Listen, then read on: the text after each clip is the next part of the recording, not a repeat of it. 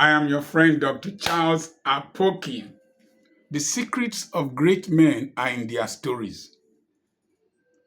When you see a man at the book of Revelation, try and ask him about the book of Genesis of his life.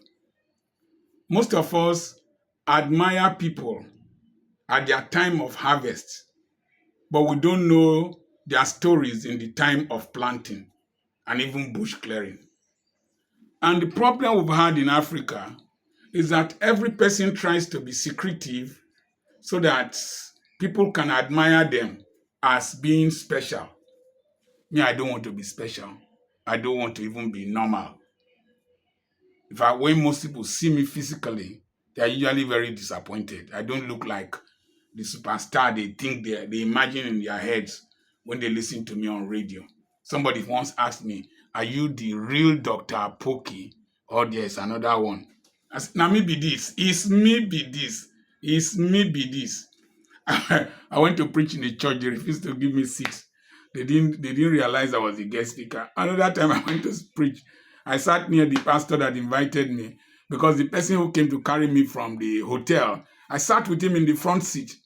They were expecting the guest speaker to be in the back seat, but I just walked into the church. I sat near the pastor, Reverend German Benson, and the woman went to meet him. "Which kind man be this now? Our guest speaker, they come. Why he come sit down near you?" And he told him that he is the guest speaker. And they went and brought, is it garland they call it, and wore on my neck. I want to tell you the story of the day I got married. I was squatting with a family, my classmates, at Warri. I had no house. I was living as a homeless stranger. Sometimes we won't know where we will eat breakfast. We won't know where we will eat lunch. We can eat lunch somewhere and go and drink water in another person's house. And I went for National Youth Service. When I came back, my wife was pregnant. I was not a good boy. I was not a believer. She was pregnant. And the elder sister told me, "What did you do to my sister?" I said, "I will marry her." I still have that passbook somewhere. There was 54 naira or 45 naira in that passbook, New Nigerian Bank passbook. And I told her I will marry her. And I reassured my wife that I will marry her. We fixed a date, December 6th, 1985. And I went back for youth service. And I had to work hard. I had to save. I had to be frugal. I used to go and see patients in a chemist along Ngwa Road. The man's name is Olympic, near EIE Fish. I would see patients, 5 naira for consultation. The man would supply the drugs to them, dispense drugs. And one day I worked 10 naira. I trekked from Ngwa Road to 810 Park Road because I didn't want to spend that money. A crate of mineral was 4 naira 50 kobo.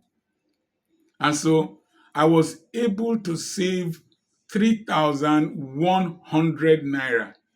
My salary as an NYC member was 200 naira.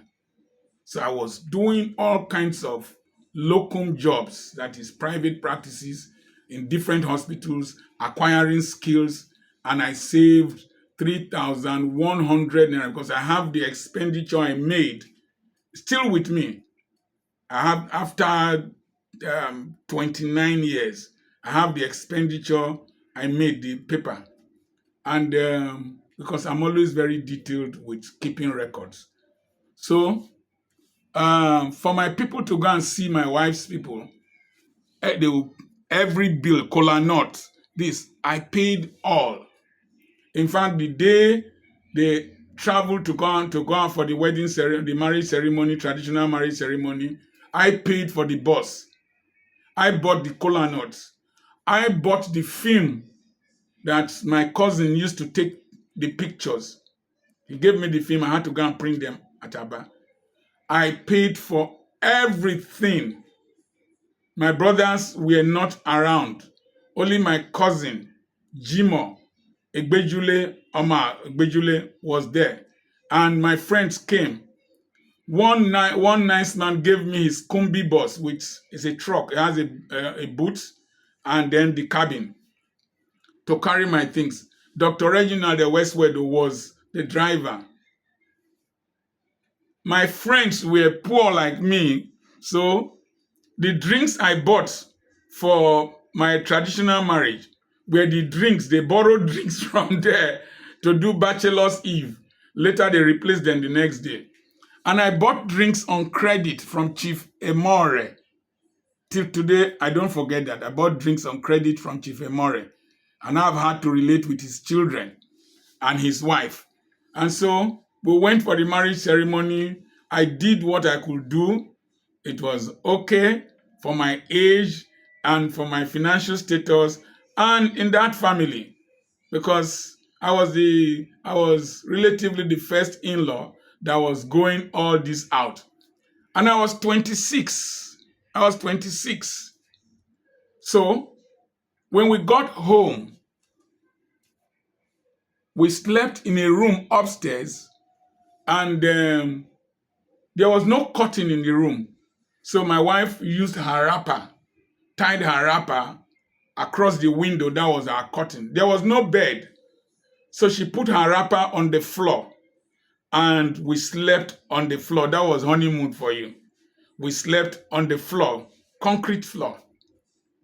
After some days, I told my wife that we need to go home to Aba. So I had some money that they sprayed me. I think I had about 60 naira left. I paid 52 naira for the 3 back seats of the 504 station wagon, 14 naira, that took us to Aba. And when I got to number 24, Okpolomobo Road, I went to see the house recently, where I was staying for NYC because I needed to be running a clinic, Grandel Clinic, at the same time working in the health office. Thank God for Dr. Wankwo, who gave me that privilege. He will send the local government bus to come and carry me to work. The driver's name then was Emeka. And so when I got home, it was the ogbono soup I cooked November 15th that we were now eating in December 13th. So that was 7 days or so after the marriage ceremony. And I had a 6-spring bed as an NYC member, a National Youth Corps member. And so my wife will sleep on the 6-spring bed because she was pregnant, and I will sleep on the floor beside her. She will sleep on the 6-spring bed. I will sleep on the floor beside her. And then that was how we started. But here we are. This house is 8 bedrooms. There is another building there. We have another building somewhere there at Okokoko. Bed is no longer our problem. Where to sleep is no longer our problem. This is my story. This is my song. Don't wait until the man has all the money before you marry him. Just look at his vision. Look at his responsibility. Look at his drive. Eventually, if 2 of you can work together, you will reap the harvests. Today, that's why I don't care leaving things for her. Because there was nothing we started with. And something now should not cause dispute between us. I left her and everything. And I am having the fun of my life. In fact, I'm recording this in her bedroom. I remain your friend, Dr. Charles Apoki. If this message has blessed you, share it to somebody. Subscribe to this channel. Send a message to me on +234 7052 136763. I sat with my wife yesterday on Sunday in the church, and I asked her, how much do you think it would cost to build these structures here? One of the buildings was more than ½ billion naira. What we have there is up to 1 billion. It is not the wedding that makes the marriage. The wedding is a license to marry. The marriage is a process, it's a responsibility, it's a duty, it's partnership, it's an enterprise. I remain your friend, Dr. Charles Apoki. Remember, send me a message on +234 7052136763. God bless you. There is hope for you.